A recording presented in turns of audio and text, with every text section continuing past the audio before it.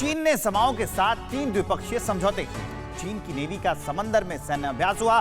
भारत और 11 देशों को फाइटर जेट और मिसाइल जापान देगा। चीन ने उइगर मुसलमानों पर की गई संयुक्त राष्ट्र की अपील को खारिज किया और चीन को जवाब देने के लिए ताइवान की सेना ने समंदर में युद्धाभ्यास किया। चीन और ताइवान के बीच तनाव से जुड़ी खबरों के लिए आइए देखते हैं चीन वर्सेस ताइवान टॉप 9। प्रशांत महासागर में अमेरिका के साथ ऑस्ट्रेलिया को भी हद में रखने के लिए चीन अपनी विस्तारवादी नीति का हथियार आजमा रहा है। सोलोमन द्वीप के साथ सुरक्षा समझौता करने के बाद चीन ने दक्षिण प्रशांत क्षेत्र के देश समोआ के साथ 3 द्विपक्षीय समझौते किए हैं। सोलोमन की तरह ही समोआ भी चीन के लिए रणनीतिक तौर पर बेहद खास है। इसके जरिए दक्षिण प्रशांत महासागर तक आसानी से पहुँचा जा सकता है।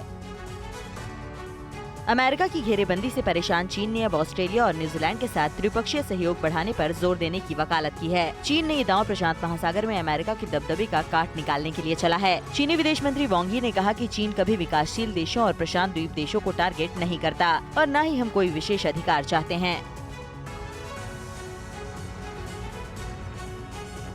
ताइवान के साथ तनाव के बीच चीन की नेवी का समंदर में सैन्य अभ्यास लगातार जारी है। साउथ चाइना सी में चीन की नेवी ने डेस्ट्रॉयर फ्लोटिला से ताबड़तोड़ गोले बरसाए और टारगेट को हिट किया। इस प्रैक्टिस में चीनी नौसेना की महिला विंग ने भी हिस्सा लिया। अमेरिकी चुनौती को जवाब देने के लिए चीन की नेवी ने कुछ दिनों पहले गिनी देश के साथ समुद्री सुरक्षा पर जोर दिया है।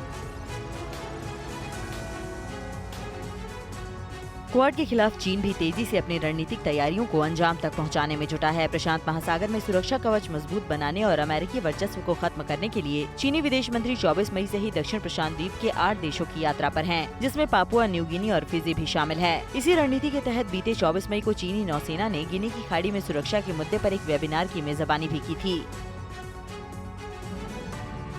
चीन के खतरे से निपटने के लिए ताइवान की सेना ने भी तैयारियां शुरू कर दी हैं। ताइवान की सेना ने सालाना मिसाइल सैन्य अभ्यास के दौरान अमेरिका में बनी मिसाइल सहित कई एंटी एयर और एंटी शिप मिसाइलों को वॉरशिप और तटरक्षक गश्ती नौकाओं से लॉन्च कर अपनी ताकत को आजमाया। जब से चीन ने ताइवान की सीमा की घेरेबंदी तेज की है, ताइवान की नेवी भी समंदर में अपनी क्षमता बढ़ा रही है। कुछ दिन पहले टोक्यो में हुई क्वाड की बैठक के बाद जापान ने भारत के साथ रक्षा सहयोग को लेकर अपनी नीति में बड़ा बदलाव किया है। चीन की चुनौतियों से निपटने के लिए जापान अब भारत को फाइटर जेट, मिसाइल और घातक हथियार देने का फैसला लिया है। चीन पर दबाव बनाने के लिए जापान ने भारत और 11 दूसरे देशों को मिसाइल और जेट समेत कई घातक सैन्य उपकरणों के निर्यात की इजाजत देने की योजना बनाई है। ईस्ट एशिया में चीन के बढ़ते खतरे की वजह से जापान भी तेजी से मिलिट्री क्षमता बढ़ा रहा है। जापान के पीएम किशिदा ने डिफेंस बजट बढ़ाने के संकेत दिए हैं। उधर अमेरिका, जापान और ताइवान के सैन्य गठजोड़ से परेशान चीन अंतर्राष्ट्रीय नियमों की अनदेखी कर रहा है। चीन के फाइटर जेट्स ईस्ट चाइना सी में जापान के करीब मियाको और सेनकाकू के पास उड़ान भर रहे हैं। पीएलए के इस मिलिट्री एक्शन से तनाव और बढ़ सकता है। चीनी विदेश मंत्रालय ने अमेरिकी विदेश मंत्री एंटनी ब्लिंकन के चीन को लेकर दिए गए बयान पर पलटवार किया है। चीन ने अमेरिका पर चीन की गलत छवि पेश करने के साथ उसके आंतरिक मामलों में हस्तक्षेप करने का आरोप लगाया। चीन ने कहा कि नेटो भी उसके खिलाफ आधारहीन आरोप लगाता रहता है। चीन को दुनिया के लिए खतरा बताने वाले नेटो के बयान को चीनी विदेश मंत्रालय ने सिरे से खारिज कर दिया। चीन में उइगर मुसलमानों पर अत्याचार को देखते हुए संयुक्त राष्ट्र ने चीन से उइगर नीति पर फिर से विचार करने की अपील की है, लेकिन चीन के राष्ट्रपति शी जिनपिंग ने यूनाइटेड नेशन की अपील को ठुकरा दिया। चीन के 6 दिनों के दौरे में संयुक्त राष्ट्र की मानवाधिकार प्रमुख मिशेल बाचेलेट शिनजियांग भी गई थी, लेकिन उनकी किसी भी अपील को चीन सुनने को राजी नहीं हुआ।